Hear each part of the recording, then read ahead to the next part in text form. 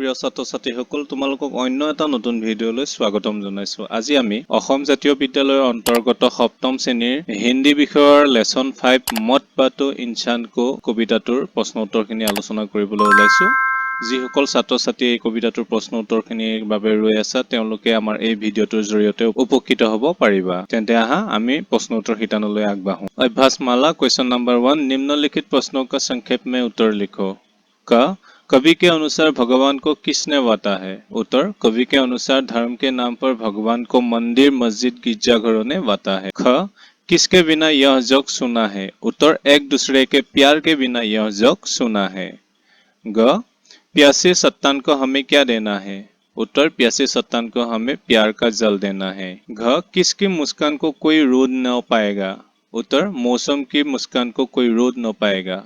Question number 2 निम्नलिखित प्रश्नों का विस्तार से उत्तर लिखो। क मंदिर मस्जिद गिरजाघर ने भगवान को किस प्रकार से वाता है? उत्तर मनुष्य ने धर्म के नाम पर मंदिर मस्जिद और गिरजाघर आदि बनाकर भगवान को बांट लिया है। जात पात की भावना के लिए हिंदुओं ने मंदिर बनवाकर भगवान को कैद किया है, तो मुसलमानों ने मस्जिद बनवाकर, तो ईसाइयों ने गिरजाघर बनवाकर भगवान को कैद कर रखा है। इसी प्रकार सभी धर्म के लोगों ने अपने अपने धर्मों के अनुसार भगवानों को बांट लिया है।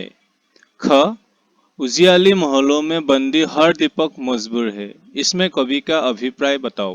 उत्तर यहाँ कवि का अभिप्राय यह है कि उज्ज्वला तो अमीरों के घरों में टिमटिमाते हैं, परंतु गरीबों को तो तेल के दिए से काम चलाना पड़ता है। अर्थात अमीरों को सुख समृद्धि की प्राप्ति होती है तो गरीबों को दुख और तकलीफों का सामना करना पड़ता है। इसलिए कवि इस दीवार को तोड़कर सब में समानता का भाव जगाना चाहते हैं। ग धरती बाती सागर बाता मत बांटो इंसान को, इससे कवि का आशय स्पष्ट करो। उत्तर कवि का कहना है कि मनुष्य ने धर्म के नाम पर भगवान को तो बांट ही लिया है, ठीक उसी प्रकार अपने स्वार्थ और मतलब के लिए धरती का भी बंटवारा कर लिया है। यहाँ तक कि सागर में भी सीमा तय कर उसका भी बंटवारा कर लिया है। कवि इन्हीं बातों पर अपना दुख प्रकट करते हुए हमें यह आह्वान करते हैं कि कम से कम साधारण इंसानों के मन में भेदभाव का बीज मत बो। इंसानों को धरती और सागर की तरफ बांटने की बजाय एक की दूरी में बांधकर रखो, तभी जाकर हम एक ही मंजिल पर सवार हो पाएंगे। क्वेश्चन नंबर 3 इस कविता का सारांश लिखो। उत्तर मत बांटो इंसान को नामक कविता के माध्यम से कवि विनय महाजन जी ने मनुष्य को आगे बढ़ने की प्रेरणा दी है।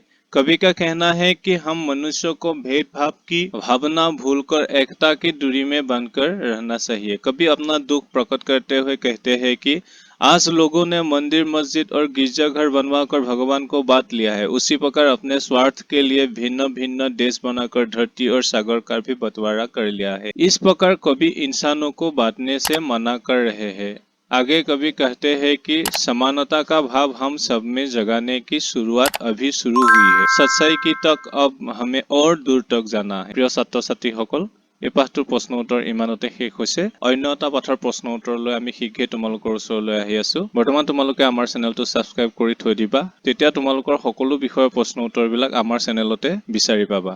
আজিলৈ এৰিছো, ধন্যবাদ।